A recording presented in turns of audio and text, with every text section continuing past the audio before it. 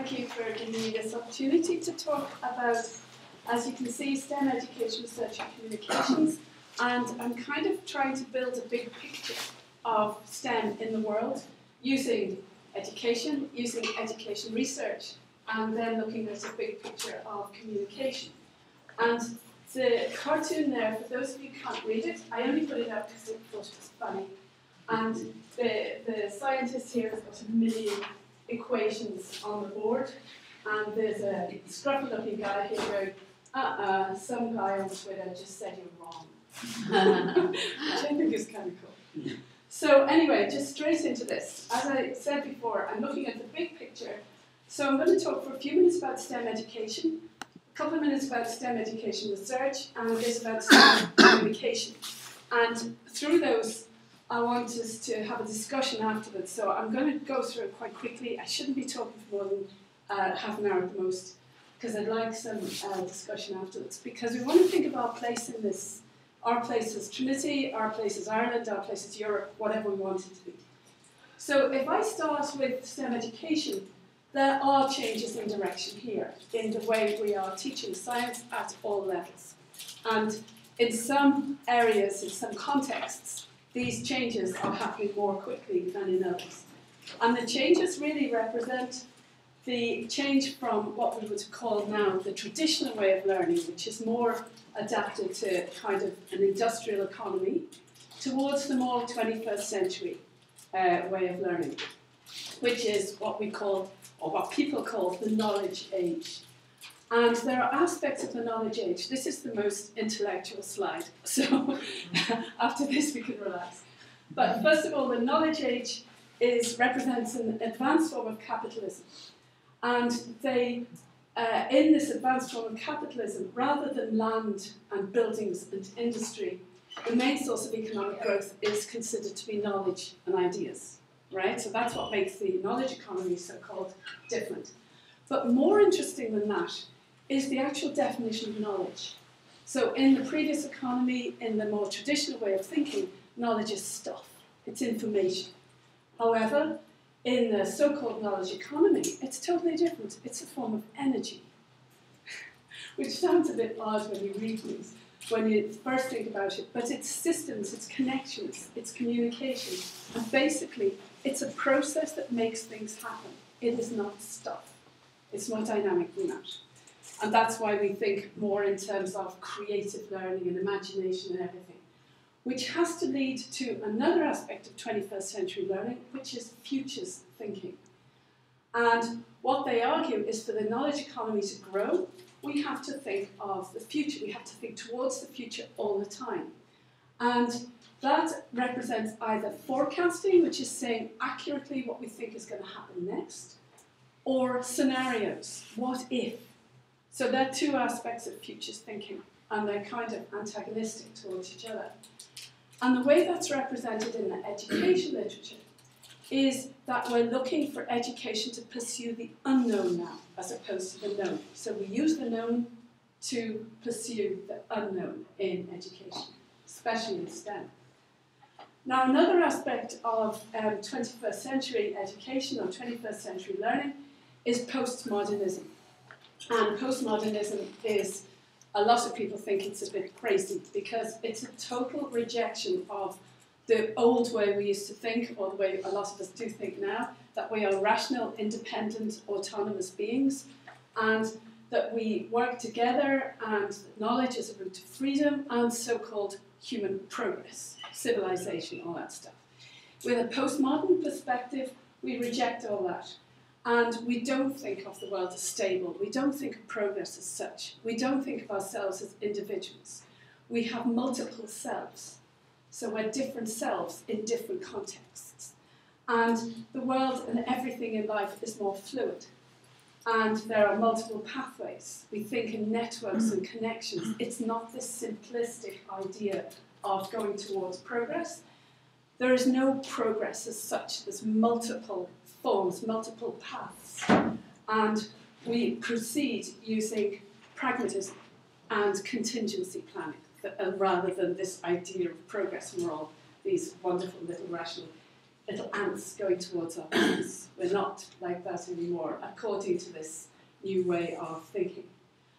Environment is an important part of 21st century learning, obviously, because of the world we're in. So there is a huge emphasis on sustainability within all our curricula.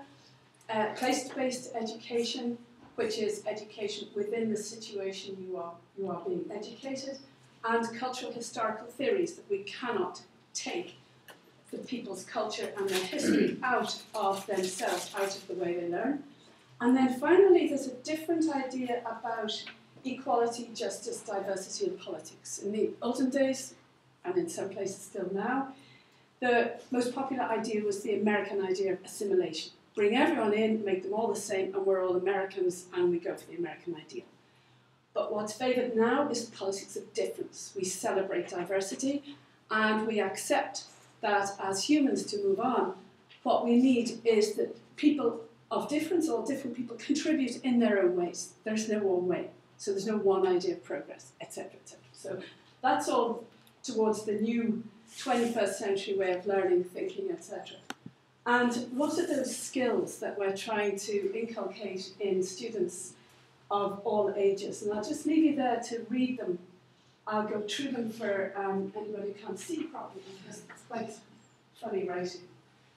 Effective oral and written communication, collaboration across networks, agility and adaptability to future change, grit, which has always been one, I think, it's not particularly 21st century, resilience, which has always been there, empathy and global stewardship, so we're thinking more in global terms than national. The idea of nationalism as well in postmodernism is kind of dead, which a lot of Irish people won't like. Vision, self-regulation, hope and optimism, which is a bit political for me, in a strange way, curiosity and imagination, initiative and entrepreneurism, and critical thinking and problem solving. So they're all the kind of ideas that we use when we think about, ignoring there's loads of chairs on here. Okay. When we think about 21st century learning. So we've got this kind of postmodern framework and 21st century skills. So in educating people in science, there's even a change in how we conceptualize scientific concepts themselves. So there is a change there's a lot of change, but for example, I'm just highlighting 4 of the changes. So here's a change. We used to think that scientific concepts exist as entities, they're real. Whereas now, in the more modern way of thinking, concepts are tools which we have created, and we can use them.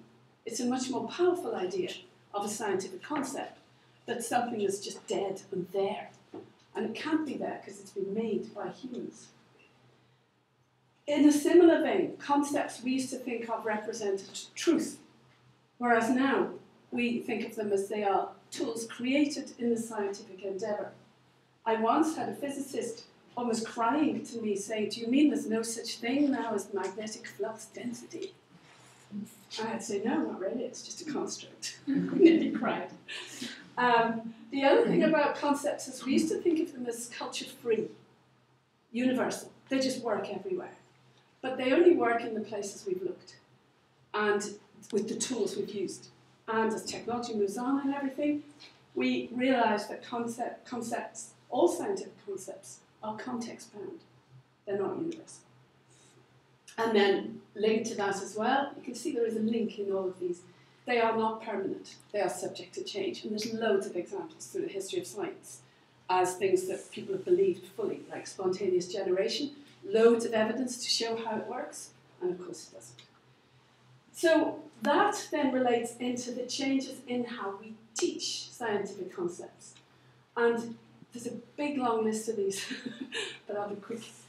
One of the changes is, instead of assessing verbalization of scientific concepts as learning, we cannot accept that because someone can write the definition of an element, that they have any understanding of what is an element, a scientific element. What is it? So what we're doing now is trying to work our assessment so that we ask students to use concepts. And then we can see whether they understand them, not just that they can verbalize them. In the past, we said that students learned these concepts best individually in their own heads. But no, we realise now that they learn best socially, when they're dialoguing or problem solving with others, because obviously more minds are better to talk to each other for individuals. Lecturers were responsible in the past to create content for students, right? And the students would learn these based on some kind of curriculum that's constructed, right, by government or otherwise.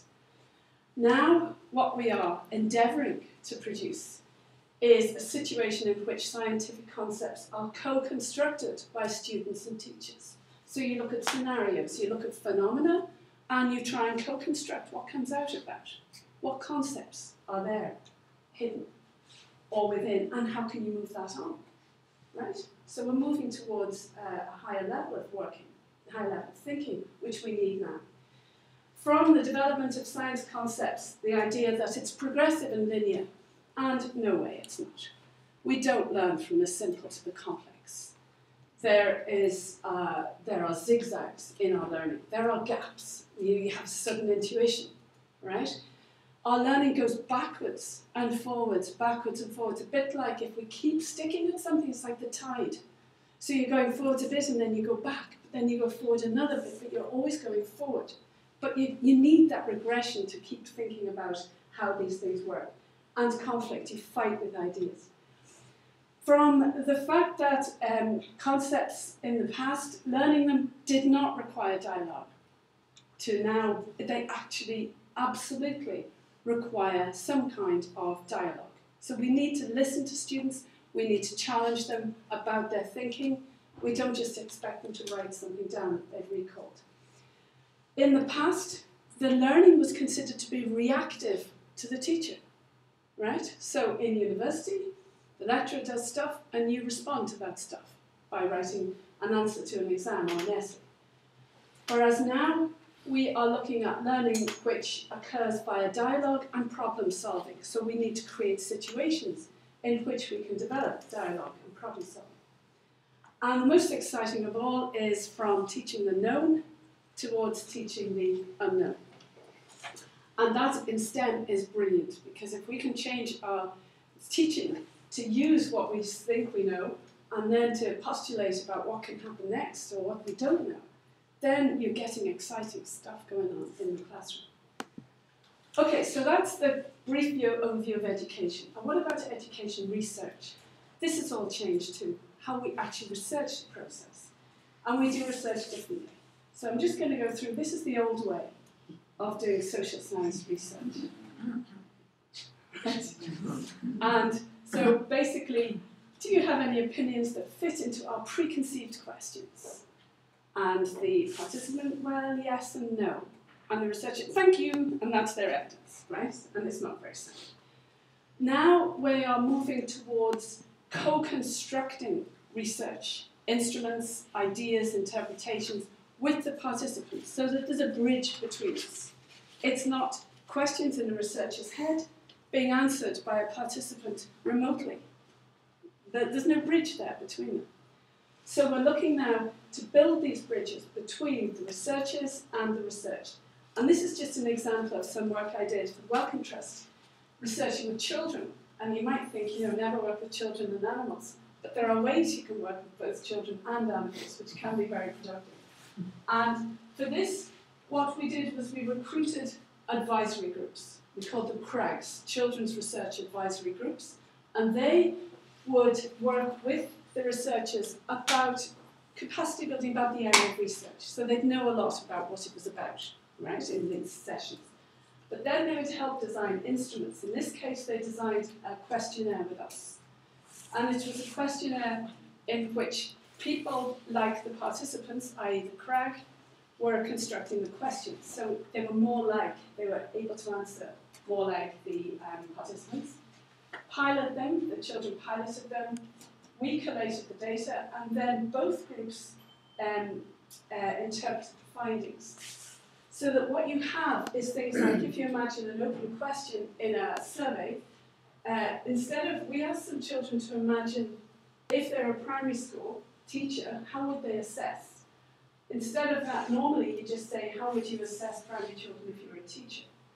But when you have a crowd, they give you possible responses. And they selected from a whole pile of responses that they came out with that people like them might say or use. They picked the 5 that they thought represented the biggest diversity. So when the child was doing the online questionnaire and answering the question, they were asked to use this as information to dialogue with in composing their answer. And we got amazing responses from those. But then we asked the children to interpret, the crags to interpret the data with us. And this is where it became quite exciting because all the researchers looked at this graph, which shows that PE was the favourite subject, then art, then maths, and then science. And science generated 10% of students who said it's their favourite subject. So all of us, when we looked at it, we wrote our stuff. We had already written this stuff before the children interpreted it to say only 1 in 10 children pick science, therefore it's not that popular. But when they, advisory groups, we had 4 of them, when they interpreted that graph, because they didn't see our interpretation, they had a completely different interpretation. And this is why we need them to interpret the findings, because they said, well, sure, everybody loves science, but not the best. It's so different. It's positive, or even negative. So we all feel that if we've been doing it this way, it's really important to get your participants to help you interpret findings as well as to create instruments. We've done some similar work with Shane and others here in Trinity, using a similar approach. And this is PBCL. We were looking at problem-based cooperative learning. So we were looking at kind of 21st century learning. And we wanted to find out what the students thought of it. We were looking at their perceptions. As you can see, it's a different way of conceptualizing a normal lab. You can see the dialogue, you can see they're working things out together. That's not the manual, right? That's their own drawings and everything. So they're creating something as opposed to responding to a manual. And using the same kind of cracks, but they weren't children's research advisory groups, now they were student research advisory groups.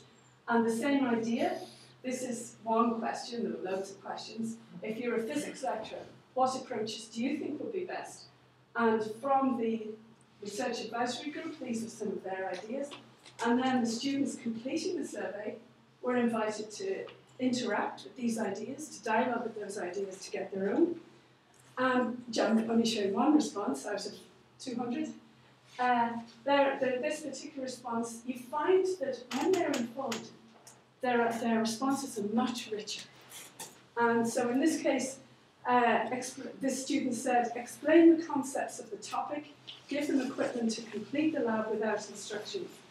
Observe what the students do to complete the task, which we hadn't had in our own ideas. Watch, take note of what they do. Offer help, but stay largely on the side unless the student is making obvious errors. Now, when you're doing a questionnaire on your own, this is online as well, in a basement somewhere, you're not necessarily thinking in this level of detail. But when you have information to support you, you think in a much better way. So how does this, here's another way of doing things differently in research. And it's talking to people and listening to their ideas. So in the answer to the question, what causes the difference in the seasons, I'm just showing you the beginning of a clip here, which I hope will come up in a second. If not, I'll just tell you about it. Basically, it is coming. And this is a clip showing, just showing the beginning of it, graduation at Harvard, and then asking some students about their ideas about the seasons. So, let's see if this works. If it doesn't, I'll just tell you, I don't have to believe me. But if it doesn't work, typical, it worked 5 minutes ago, you'll know it's called Private Universe anyway, and it's, just give it one more go. It's running. It's running, yeah. Yeah. Ah, good.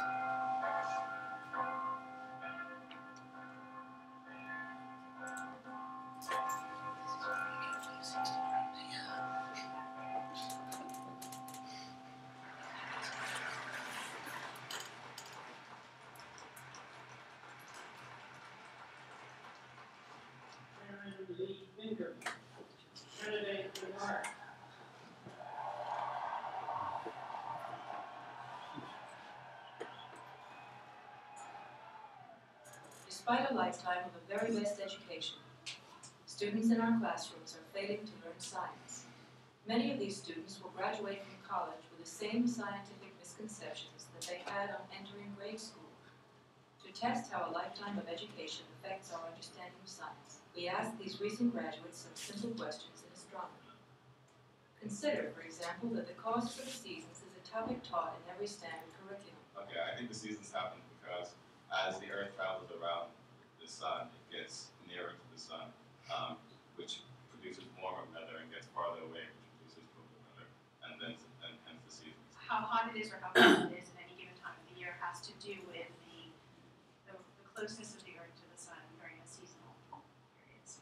Earth goes around the sun, and it gets hotter when we get closer to the sun, and it gets colder when we get farther away from the sun. These graduates, like many of us, think of the Earth's orbit as a highly exaggerated ellipse, even though the Earth's orbit is very nearly circular, with distance producing virtually no effect on the seasons. We carried with us the strong, incorrect belief that changing distance is responsible for the seasons. I took physics, planetary motion, and relativity at electromagnetism waves. So you can see that's a Harvard graduate who studied electromagnetism, waves, etc., basically physics.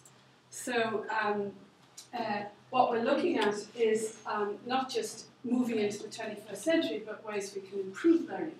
And only by doing this kind of research, where we go out and talk to people, can we find some of the issues. Like most people would assume that someone with a degree from Harvard in physics might be able to answer that simple question. Wrong assumption.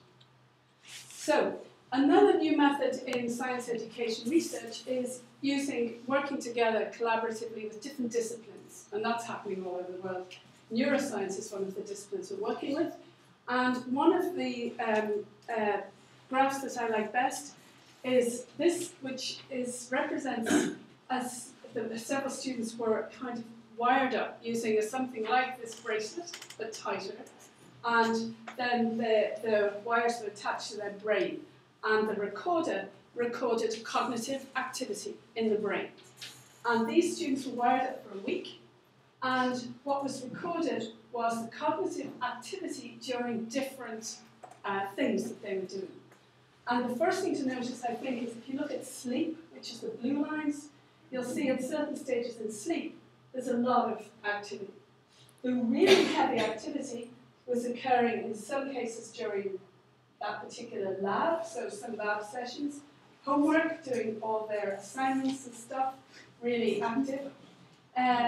Very little was happening when they're watching TV, if you look at these purple lines.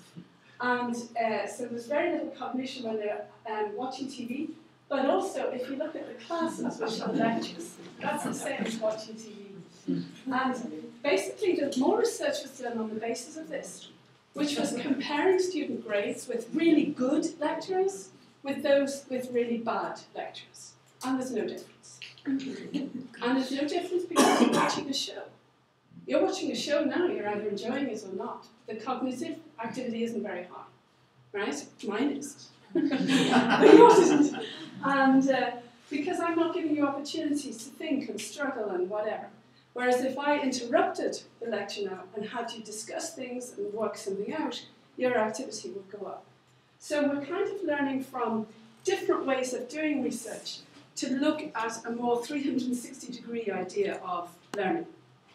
So what have we found from using these new research methods? Basically, the whole theory of how we learn science has changed.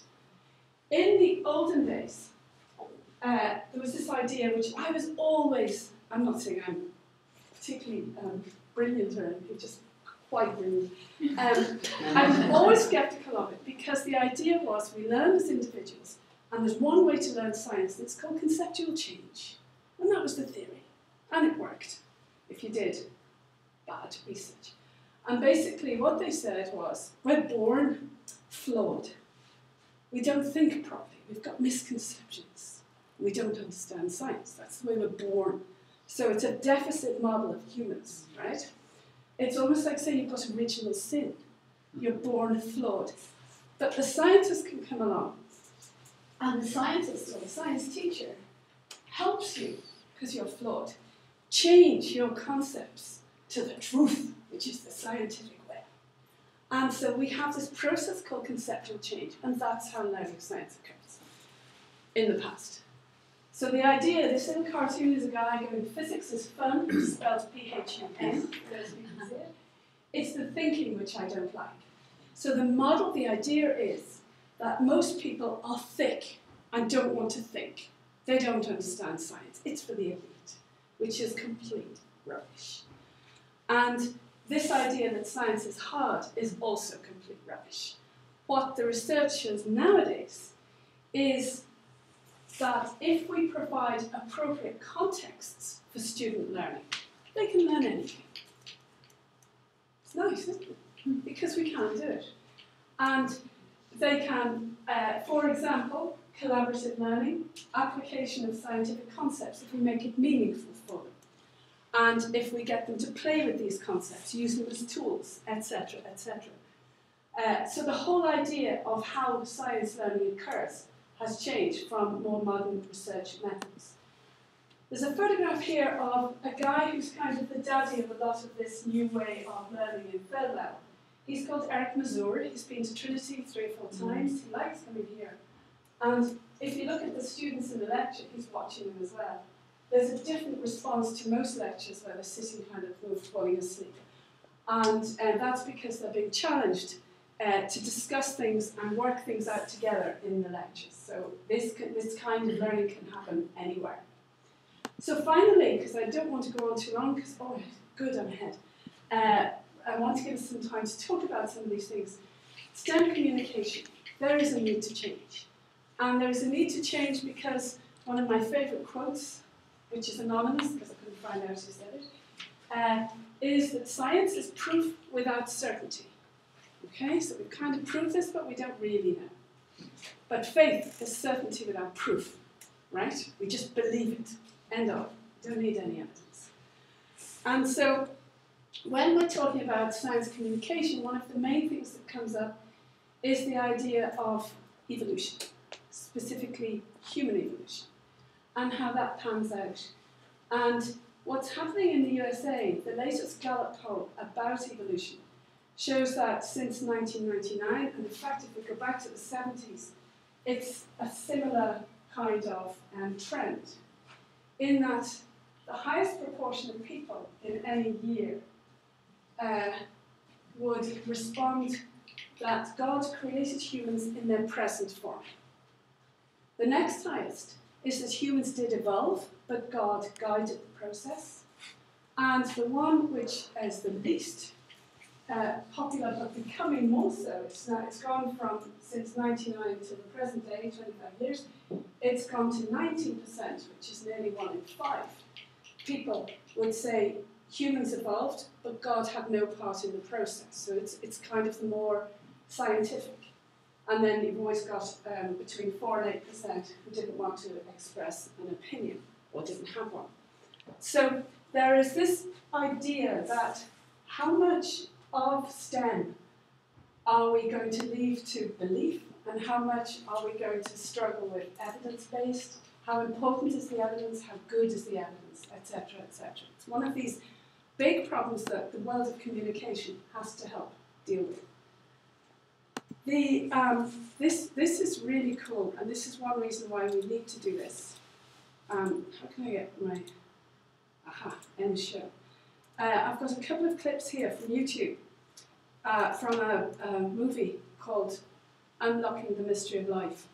And you cannot go straight from your PowerPoint to these. They lock them. Every time you go on, they lock them again. And this was a DVD made by this gang of people called Truth in Science. And they are actually very right-wing fundamentalist Christians in America who have a very interesting way of presenting what they call intelligent design, which they say is a scientific alternative to the scientific theory of evolution. And what they say is that evolution cannot happen in the way it has randomly. So they infer and they say there should be a designer there.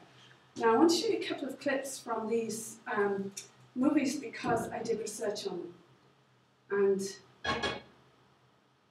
if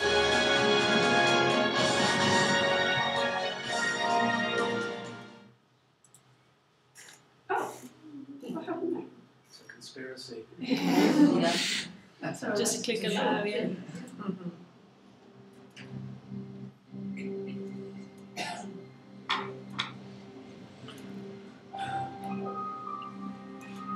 these are very slick.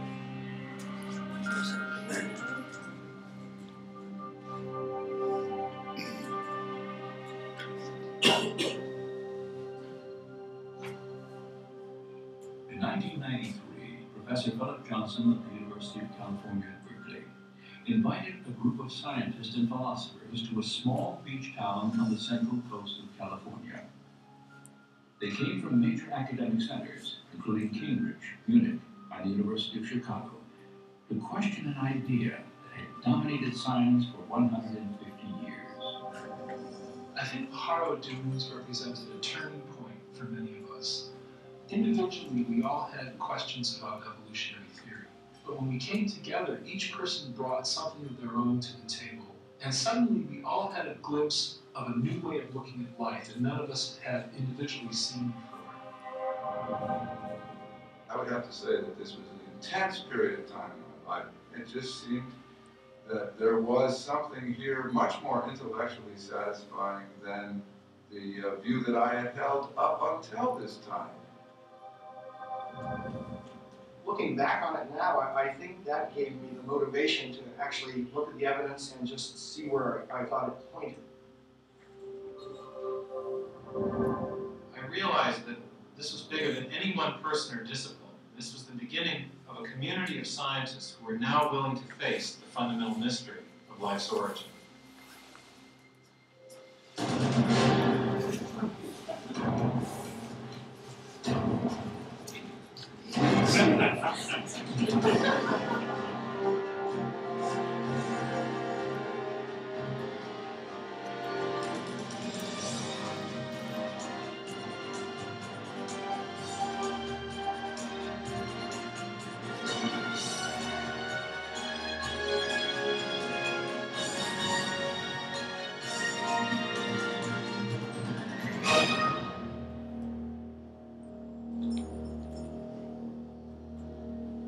I sometimes wonder why nobody talks about anything else. Because this is the most interesting topic there is. Where did we come from? How did we get here? What brought us into existence? What is our relationship to reality as a whole? You look at the incredible diversity and complexity of life, and inevitably the question arises, what brought all this into existence? Was it simply chance and necessity, undirected natural forces? Now, just that clip is showing us the beginning of a 12-part educational video aimed at school kids. And what it does is, and I'll show you another clip in a moment, it gets more and more sophisticated, the arguments get more and more scientific, and it is probably one of the most persuasive pieces I've ever seen. So when I looked at it, I thought, I mean, I did evolution in my degree, I did it in my PhD. I thought if I didn't have a really good idea of evolution myself, I'd be persuaded by these guys. They're incredible. So I did some research with my own teacher education students, and I'll just show you another 2 seconds of this. This is chapter 11, so we're getting towards the end. Just to give you an idea.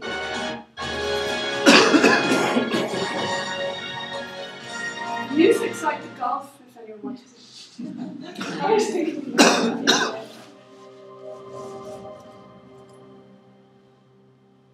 so it always starts with Crick or Darwin or, you know, the kind of known scientists. When I look at molecular machines or the incredibly complex process by which cells divide, I want to ask, is it possible that these things had an intelligence behind them, that there was a plan or a purpose to this structure? Science ought to be a search for the truth about the world. Now, we shouldn't prejudge what might be true. We shouldn't say, I don't like that explanation, so I'm going to put it to one side. Rather, when we come to a puzzle in nature, we ought to bring to that puzzle every possible cause that might explain it. One of the problems I have with evolutionary theory is it artificially rules out a kind of cause even before the evidence has a chance to speak. And the cause that's ruled out is intelligence. Since the late 19th century, since the time of Darwin, in fact, in part because of Darwin's writing in The Origin of Species, scientists came to accept a convention, a definition of science that excluded the possibility of design as a scientific explanation. And that convention has a name. It's called methodological naturalism. And it just means that if you're going to be scientific, you must limit yourself to explanations that invoke only natural causes. You can't invoke intelligence as a cause. And yet, curiously, we make inferences to intelligence all the time. It's part of our ordinary reasoning to recognize the effects of intelligence. Consider, for example, these hieroglyphic messages carved upon the ruins of Egyptian monuments. No one would attribute the shapes and arrangements of these symbols to natural causes, like sandstorms or erosion. Instead, now you can see where they're going to. Yes, gosh. But it is remarkably sophisticated. I mean, it is incredibly sophisticated. So if I get back to the research I did with the teacher ed students, I can just get them back, here they are. I did this with a PhD student who was working with me, and he was looking at evolution and creationism, and it was just timely that when he was starting his PhD, this had just come out, I had just seen it, and this was the first piece of work we did. It was published in 2009 in Evolution, Education, Outreach, and it's quite well cited. And so we showed it to them, and I gave them absolutely no information except this is a new education resource which I'd like you to evaluate. That's all. I didn't give them any backstory or anything as to where it came from. And what was frightening was they saw a lot more of it, obviously, than you saw. And if you look at there were 28, and most of them said it was useful, fine. But what they said was it encourages intellectual thought, which it does, in a way that does not show bias, which it doesn't. Fantastic, clear, concise education. Very interesting and thought-provoking. One student out of 28 who happened to have been a DCU graduate who had done the Masters in Science Communication said, the DVD is completely biased propaganda for intelligent design. She was the only one who'd heard of it. What did you learn about evolution? That was my key question, right, about evolution. And nearly all of them talked about the alternative theories of evolution. And these are alternative scientific theories, not saying some are religious and some are scientific. And the first quote was the most worrying one. Most theories of evolution now focus on the basis of intelligent design and not natural selection. That's what the DVDs show. And you have to be really smart and on the ball. I don't mean smart, I mean smart about evolution. And you know, sort of, really critical in your thinking, not to be swayed. So, out of the 28, about 5 of them have PhDs and a load of them have masters in biology. So, I mean, these are not people who have a poor understanding of biology. They're good. They have as good understanding of biology as that physicist who had about physics, and yet they still, in this case, get swayed. And so this is Darwin's theory and the theory of intelligent design in a clear, informative manner, which it did. And what else did you learn? This was really horrific for me. 26 or 27 out of 30 said that there is a scientific challenge to evolution. And that's intelligent design. And one of them said that they were worried about science, and one or two said nothing. So after we discussed where the video came from, and it was bankrolled by George Bush to an organisation called the Discovery Institute, which is an organisation which is using what they call their wedge strategy to get religion taught in American schools. And this is what they're using. They're using intelligent design as a science so that it can be taught in science in UK schools, and anything in UK and America is considered quite good. So they say then, yeah, we can have this in Oz. And basically they want to get certain aspects of religion into the school, and the not very nice aspects of things they find in the Bible about homosexual people or other people that they want to get rid of, basically. It's not very nice, the agenda.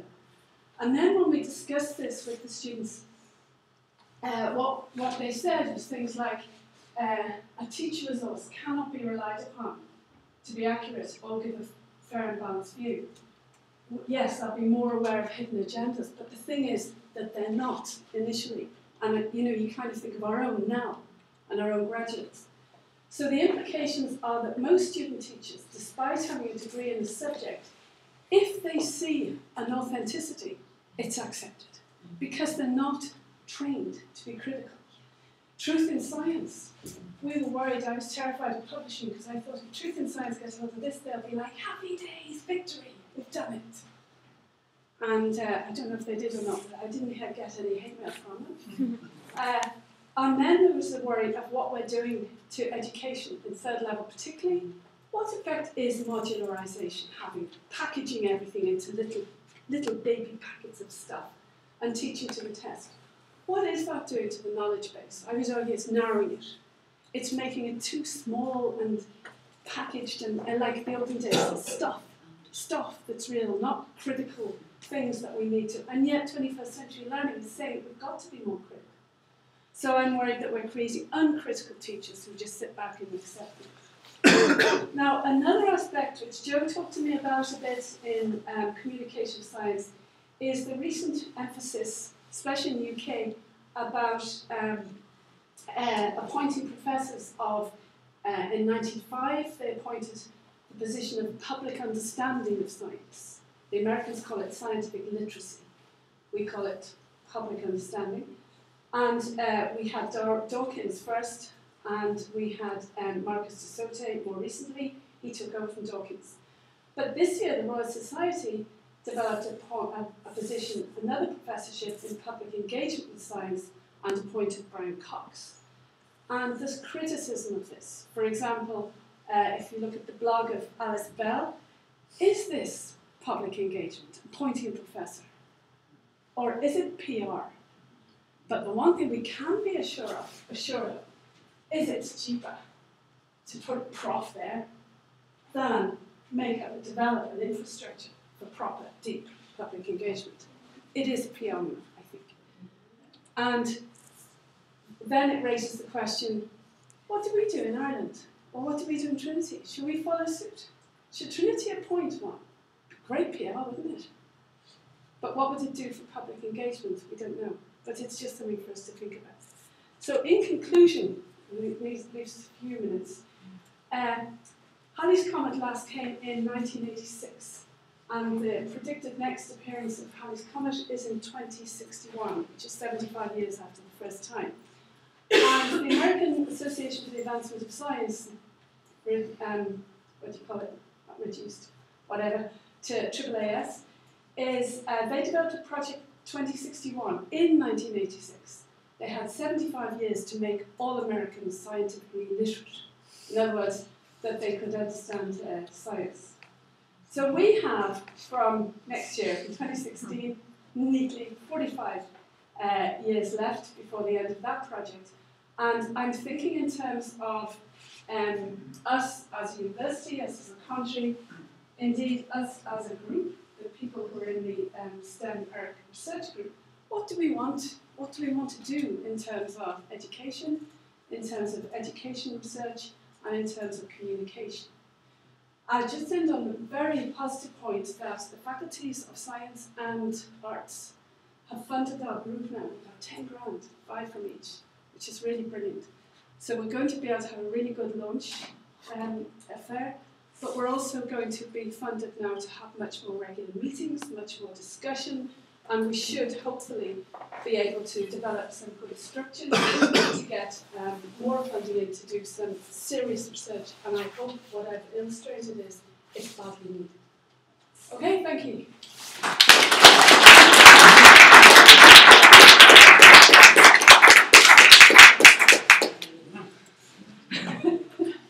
Colette, this is interesting ideas there. I was quite disappointed at the beginning to find out, I was sitting there thinking that the lithium crystals don't exist, temporal Yeah. crystals don't exist. I was really disappointed by that. They're not real things anymore. No, crystals are only an idea. Very disappointed. Right, so 10 minutes, 11 minutes for questions, some awkward, some not so awkward. Yeah, questions, comments, whatever. Off you go. Yes. Can I start with, you say that we need to deal with public engagement and just appointed professor for public engagement doesn't do the job. Yeah. But what do you have in mind that's needed given the amount of time of radio time that's given over to, for instance, Mooney on his own is doing a hell of a lot of the RTE radio time. The amount of TV coverage of science, the amount of times that we're asked as academics to go on the radio or the television to talk about science to the public. What more do you want, is what I'm asking really. Yes, I think we want more than talking to. Talking with might be an improvement. Okay, but that's what those kind of programs, they don't need to listen. They're turning on purpose and they're giving you good feedback. That, they heard me on the radio last week and it was really cool because, and told me things and asked me further questions. Engagement with, absolutely. But what can we do that's more than that? And I'm going to pass this over to Joe because this is his area more than mine. Yeah, well, I think if you look at different countries, I mean, Ireland's not bad. We have some things we do very well, but there are countries that do things much better. Like a recent example of some of the work we're looking at in Estonia. Estonia, I think, are rated 4th best in the world for journalism, and they just have a much closer working relationship with the research and scientists in their country. So they're not too dissimilar to us. And I think they're always a good country to compare us to in terms of a small population with a lot of difficulties but a lot of strengths as well. And things that we do in Trinity. Last year was in Tartu, and some events that we ran in Trinity, like the TEDx event, which is run every year by Science Gallery. When I visited Tartu and Estonia, I turned on TV, and their version of TEDx in Tartu was on national TV. So they televise things each year. They also do something else. I'm not sure if it really works, but in Ireland we have a lot of different weeks. Like we have Engineering Week or Tech Week or Science Week. In Estonia, they've put all of those together into 1 week, and it's almost like a national holiday. For 1 week a year, there's events across the whole country concentrating on science and research, and everyone knows about it. I sometimes find here when you're trying to promote Science Week or different things, some people are very well connected, but some people have never heard of it. But in Estonia, they found ways to just have things better connected and to communicate things better. Now, I don't know if that's the answer, but I think it's something to bear in mind. Yeah, great. Thank you, Joe. Shane. I read Alice's piece as well in The Guardian, and one of the points she made was the things that are asked of the professor are not compatible with the things that one might think of as the job of somebody in that Ron Cox's position with the Royal Society, as in one needs to publish papers and that's how one's career advances. However, I disagree with her because, as we've seen in physics education research, unless we start writing down and doing thoughtful research on the topics, then it's the case of reinventing this flat tire every 15, 20 years. Yeah. Somebody comes in, they're great at what they do, but they're a little bit of a flash in the pan. And unless that their learning and their experiences are committed to journals or whatever, but it's written down and it's recorded, then that's lost. Yeah, I think what we're saying there, you're bringing in the education aspect. I mean, if you put that with the communication aspect, we're thinking, I think, of rather than people watching the show, the flat line on the neuroscience, so that rather than people just watching a show about science, they can engage with it more actively. I think that's a key to engaging, so that people struggle with issues, struggle with problems, think about things, and try and work things out that we need to work out as human beings, so that they can be challenged, I would argue, at a higher level, if we can provide the appropriate context. So rather than just watching something or listening to something, that if they are challenged to think about something, even if you think of things like, when I was in the States, I moved back, there was a Twitter challenge, and it was a question on the Singapore maths curriculum. A lot of people saw it. And my partner, his daughter, got it when we were looking at it, which was amazing, because me and Shane and some other colleagues, we were in Chicago at conferences. Orla, Jim's daughter, was in New York, and then he contacted me to say about this amazing thing, and I'm like, oh yeah, we're reading it too. All around the world. If you remember some of the people at can remember the blue and black dress, which looked orange and gold, or gold and white. I've never seen it blue and black. It's always been gold and white to me. These are kind of challenges that people can engage with. Everyone can kind of engage with. And then maybe, having engaged with that, maybe they'll become interested in the science behind these, or in the maths behind these challenges, or whatever. So I think it's this idea of trying to make the engagement process a bit more active than one half being active and the other being passive. I don't know if that answers it. Yes, and it's allowed.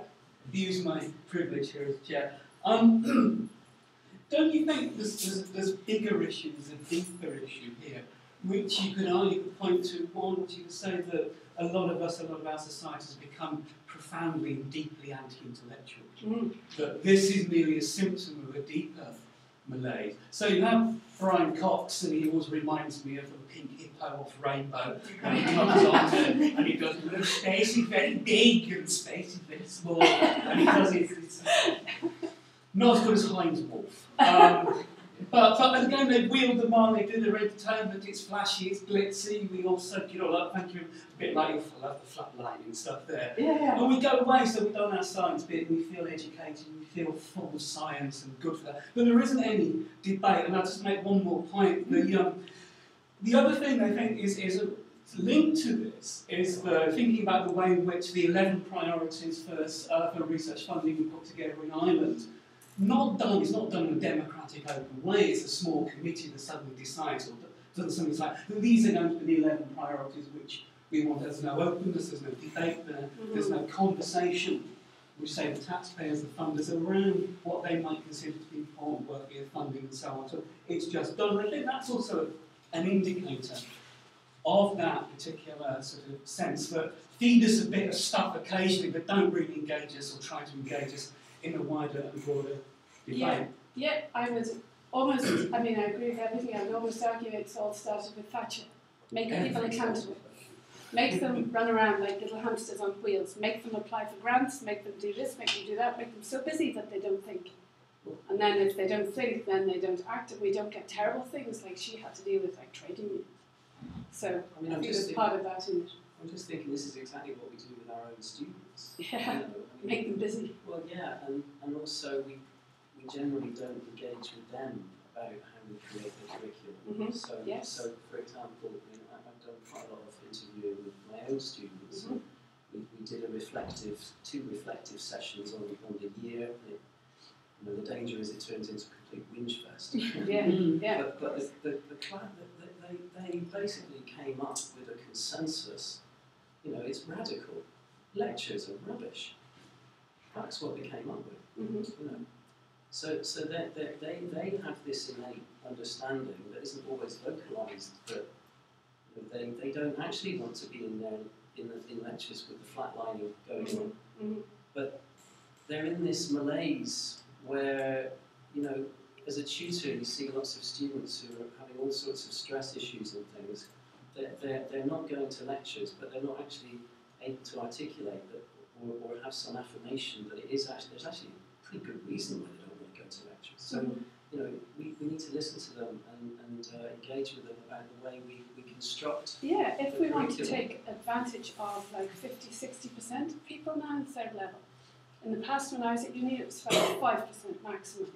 And so that 5% were the so-called elite. And they were, you were expected to go and sit and be bored stiff because all the learning you did was yourself. You went and read up after it and you just got some ideas from the lecture. But nowadays, we've got a much more diverse, broad group of students, and we've got to take advantage of them, so we need to do some things differently. Yes? Do you honestly believe that we have come in here and we have gained no information whatsoever and know nothing different than when we came in 3/4 of an hour ago? Do you honestly believe we have obtained no further things to think with? Well, again, I hope not in one sense, because one of the things I've tried to do is be a tiny bit controversial, to try and make people think. What I haven't given you is the opportunity I should have, if I wanted to practice what I preached, is to stop it every so often and ask you to discuss maybe with the person next to you or the person behind you and come up with some But nonetheless, even though you've done it as badly as it's possible to do in the classic way of just teaching us things, nonetheless, we know a lot more than we came in with. Of course. And therefore, to say lectures are pointless, lectures do not achieve their aim, is wrong. They just could be better in some ways. And students don't like them because it's harder work to have to listen and think than to be bouncing around playing balloons or whatever. Because it's not that they're useless, they're very useful. It's that they don't translate a good one or a bad one. They don't translate into the exam mark. That's all. That it doesn't matter how good or bad. Well, if I don't give lectures to my students, then strangely enough, they don't know the answers. Whereas if I do give lectures to my students, they do know the answers. So it they might know translate in a few years' time when they're doing their finals. I think that what it shows is that what we do in a lecture, whether it's good or bad, it doesn't necessarily translate. And it's just the exam marks. People have just done studies and linking those to the so-called good lecturers and the so-called bad lecturers. But who's defining it as a good or a bad lecture? They are, the students. Yes, so the lectures that students enjoy don't gain them as much any more information than the lectures they don't enjoy. But that's completely irrelevant. The question of whether lectures are a way of transferring information. Yeah, but who else should judge it? Should we judge who's a good lecturer? Well, someone needs to judge it more accurately than just asking the students whether they enjoyed it and see whether they get higher marks. I have a point on that. There's considerable research showing that the strongest causal link between the students' final grades and anything that happens to them in 4 years is the strongest predictor of a student's final grade is the degree of motivation and engagement that they have. I would argue if you sit through 8 lectures a day, right, as most of our students are doing, they will be bored to their teeth by 4 o'clock in the afternoon. Excuse me, the time has run out. We've got one more question here or point. Sorry to... I wanted to flog us in a quite different direction. That's okay. And that's about our certainties. There's a subtext to what you said, that there is certainty in your mind about evolution. Is that a fair thing to say? No, not necessarily. It's the certainty about certain aspects of it, which is the scientific way of looking at it. I'm just wondering how we put together the points you made about postmodernism. Yes, exactly. We respect diverse opinions, we have open minds, we're critical and sceptical. At the same time, how do we portray what is something that really we value so strongly? Yeah. I myself, I struggle with that too. So I've built my own little frame, right? And my frame is that there is science and there's metaphysics. And what I consider science is something I can demonstrate. If it's something I can't demonstrate, then to me it's metaphysics. So there's a boundary there. And that boundary helps me conceptualize science in how we make drugs and aspects like that that are absolutely key to the scientific way of doing it. So perhaps more philosophy and less science. Yes, well, a bit more philosophy, definitely. And on that note, next time. Thank you all. Very good. And thank you all.